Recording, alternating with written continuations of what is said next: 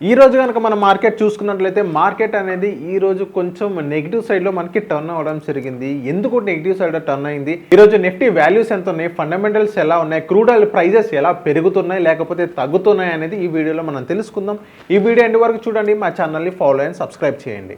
ఈ రోజు కనుక మన నిఫ్టీ వాల్యూస్ కనుక మనం చూసుకున్నట్లయితే నిఫ్టీ అనేది కొంచెం వాలటాలిటీలో కొంచెం ఎక్కువ అనిపించింది అంట. ఈ రోజు మనకి దగ్గర మనం చూసుకున్నట్లయితే 23,400 దగ్గర ఈ రోజు మనకి నిఫ్టీ అనేది ఈ రోజు మనకి క్లోజ్ అవ్వడం జరిగింది.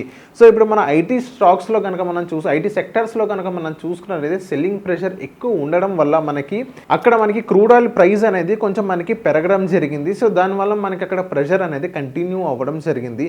అండ్ నెక్స్ట్ ఇప్పుడు మనం బ్యాంక్ నిఫ్టీ కనుక మనం చూసుకున్నట్లయితే bank Nifty key support zone 53,500 నుంచి 54,000 మధ్యలో ఉంది. అండ్ నెక్స్ట్ మన రెసిస్టెన్స్ కనుక మనం చూసుకున్నట్లయితే 55,500 నుంచి 56,000 దగ్గర లెవెల్స్ అక్కడికి మనకి కనిపిస్తున్నాయి. సో ఈ బ్యాంకింగ్ సెక్టార్స్లో ఏదైతే మనకి స్టాక్స్ ఏదైతే ఉన్నాయో అది కొంచెం కాషియస్ సెంటిమెంట్స్లో మనకి అక్కడ కంటిన్యూ అవ్వడం జరిగింది. And next Nifty mid cap కనుక మనం చూసుకున్నట్లయితే మిడ్ క్యాప్లో స్టాక్స్లో ఈరోజు కొంచెం ప్రాఫిట్ బుకింగ్ చేసినాయి అని చెప్పుకోవచ్చు. సో ఇప్పుడు ఓవరాల్గా మన బ్రాడర్ మార్కెట్లో మనం చూసుకున్నట్లయితే సెంటిమెంట్ అనేది కొంచెం అక్కడ వీక్ అవ్వడం జరిగింది. సో ఆ మిడ్ క్యాప్ వల్ల అక్కడ కొంచెం ప్రెషరైజ్ అయ్యే ఛాన్సెస్ అనేది ఈ రోజు మన మార్కెట్లో అయితే మనకి కనిపించింది.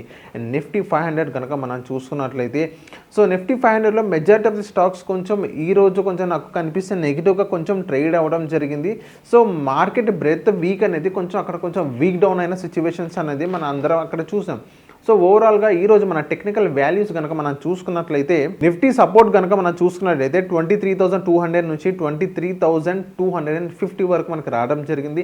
అదే మన రెసిస్టెన్స్ కనుక మనం చూసుకున్నట్లయితే 23,700 నుంచి 23,800 దాకా మనకు అక్కడ కన్సాలిడేషన్ అవుతుంది.